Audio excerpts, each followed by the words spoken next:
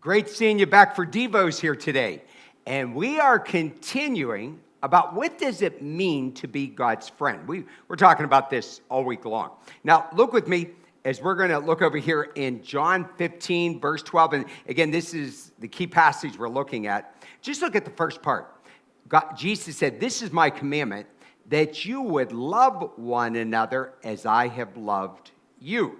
Okay, then he talks about being God's friend and what all that means. So the first part there is if we're going to be a friend of God, then we are going to treat other believers right. That we're going to love them. So there's no such thing as a Christian who loves God, but they can't stand the church people. You ever hear that? Well, I love God, and my faith is between me and God. And you might even go to church, but then you say, but I don't get involved in church, and the reason why is I can't stand all those hypocrites. Listen to me. You've really got some deep spiritual problems, because when we love God and we are God's friend, then we will treat his children right if they have problems or not. Now, I want you to look over here with me in 1 Samuel chapter 18, verse 3. It says, Jonathan, who is David's friend, Jonathan made a covenant with David, and he said, because he loved him as his own soul. Listen, this is what it means here to be a good friend to somebody. I mean, you love them. Don't be afraid to say that. I mean, it's kind of weird for guys to tell each other they love each other, but we're to have a love for each other like we love ourselves. Let's be upfront. We love us. I love me more than anybody else. That's our human nature problem. And so the Bible says we're to put other people before ourselves. But again, you're not going to be like real close friends to all people. But there has to be a circle of people in which you love, and you help them and encourage them. And so Jonathan was David's best friend. Now, Saul was Jonathan's father. And Saul wanted David dead because he thought David was a threat to his position.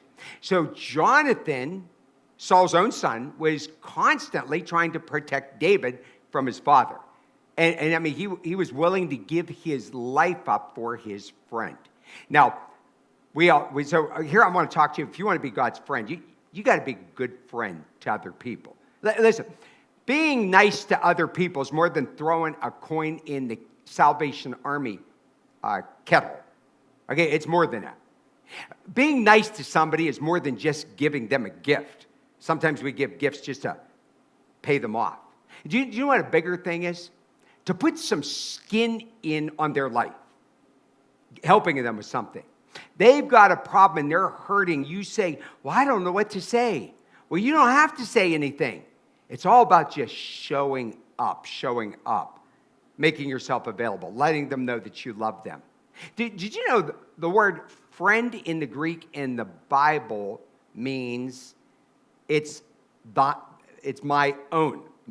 So what that means is when I say somebody's my friend, it's like they're a part of me or they're a part of my family. Now, what gets really kind of cool about this story here is this.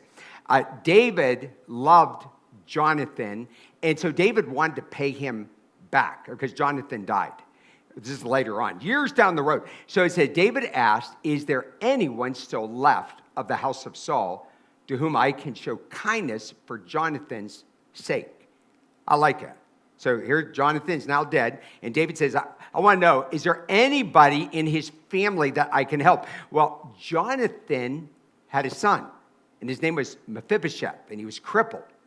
And so when the enemy tried to overtake the city, the handmaid or like the nanny picked up little Mephibosheth as a child, and she went running with him, and she fell. And when he hit the ground, it did something to his spine, and he couldn't walk again. So he was living like real poor off somewhere all by himself.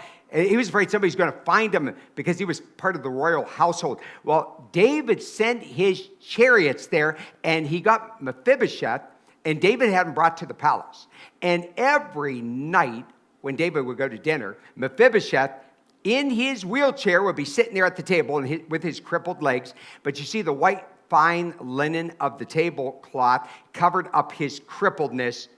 He was covered by the royalty there of David. And David did that because he loved him. You know, there were people that were very, very, very good to my very sick son, Randy. And I'm not talking about recent.